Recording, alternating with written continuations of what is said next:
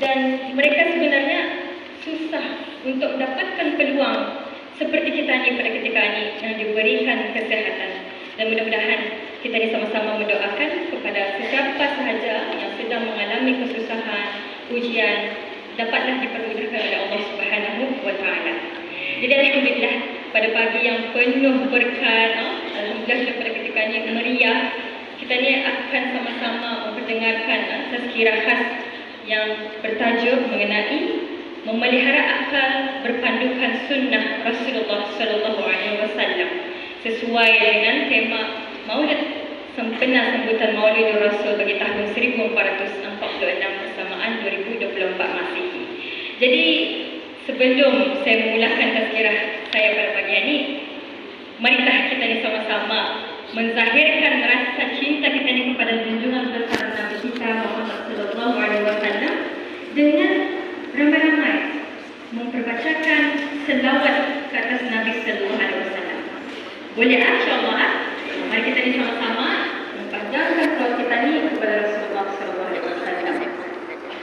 Sallallahu rabbuna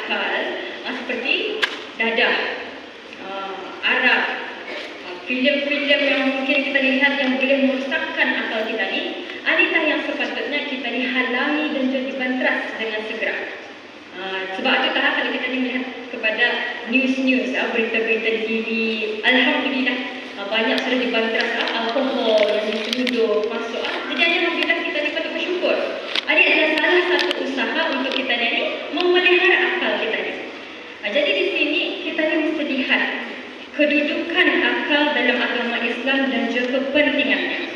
Setentunya akal ini adalah merupakan anugerah Allah Subhanahu wa taala yang sangat berharga untuk kita. Dengan akal ini kita ni bayangkan, kalau tidak ada akal, kita ni tidak akan dapat membezakan mana yang baik dan mana yang buruk, mana yang lurus, mana yang salah. Jangan saja jauhlah. Bila mana kita ni belajar matematik, 2 campur 2 kena ajar 4. kita ni sudah tahu dengan akal kita ni itu merupakan jawapan yang lurus. Bila mana ada ilmu dan kita ingin menggunakan akal, pasti saja kita ni akan mencuba menjawab yang salah. Jadi jelas di sini dengan akal kita ni akan tahu mana yang baik, mana yang buruk, mana yang patutnya kita ni akui ataupun mengikuti dengan perintah Allah Subhanahu Wa Taala dan mana yang patutnya kita ni menjauhi larangan Allah Subhanahu Wa Taala. Setentunya juga dengan akal ini kita ni dapat memahami perintah Allah dan mengamalkan syariatnya dengan bijaksana. Kita ni tahu sembahyang pada setiap hari ada 5. Dan bila mana sembahyang ini kita ni tahu kena ajar bahawa sembahyang ini kalau yang sembahyang zuhur ada 4 rakaat, sembahyang subuh ada yang 2 rakaat dan sebagainya. Jadi dengan akal ini kita ni akan dapat mengamalkan syariat Allah Subhanahu Wa Taala dengan bijaksana. Dan kemudiannya juga adalah merupakan akal ini kurniaan Allah Subhanahu Wa Taala yang membezakan manusia dan juga makhluk yang lain. Anitahnya kita ni adalah salah satu memelihara akal ini, salah satu penolakan terhadap teori-teori barat yang menyatakan manusia ini merupakan asal usulnya monyet. Saya sendiri kalau saya berfikir dengan akal kita ni yang waras dan bijaksana, saya tidak mau mengaku untuk yang saya ini daripada monyet. Ini ada yang kita ni teori-teori yang dibangkitkan oleh para barat di sana. Sebab akidah kita ni kalau bila mana memelihara akal ini dipelihara juga dengan ilmu. Jadi adalah pentingnya akal dalam agama Islam sehingga kan Allah Subhanahu Wa Taala memuji orang-orang yang menggunakan akal ini dengan sebaik-baiknya. Firman Allah Subhanahu Wa Taala dalam surah Al-Mu'minun ayat 115, A'udzu billahi minasyaitonir rajim. Bismillahirrahmanirrahim. Afahasibtum annama khalaqnakum 'abatha wa annakum ilaina la turja'un. Yang mana maksudnya di sana adalah, maka adakah kamu menyangka bahawa kami hanya menciptakan kamu dengan sia-sia dan bahawa kamu tidak akan dikembalikan kepada kami, yakni untuk dihisab dan menerima balasan. Jadi jelas daripada ayat ini, ianya menjelaskan kepada kita ni bahawa kehidupan kita ni di dunia ini bukanlah sia-sia. Maksudnya bukan sia-sia di sini, bukannya kita ni hidup tapi seolah-olah tidak mampu menggunakan akal. Kita ni sudah diberikan akal, maka patutnya kita ni memakai akal kita ni itu untuk kehidupan kita ni seharian. Jangan dijadikan kehidupan kita ni sia-sia. Dan juga seharusnya kita ni menggunakan akal kita ni untuk memahami dan melaksanakan perintah Allah dengan penuh tanggungjawab, insya-Allah. Jadi itu adalah merupakan definisi akal dan juga kepentingan akal ini di dalam agama kita ini, di dalam agama Islam. Jadi seterusnya insya-Allah saya ingin kongsikan macam mana memelihara akal ini berpandukan sunnah Rasulullah sallallahu alaihi wasallam.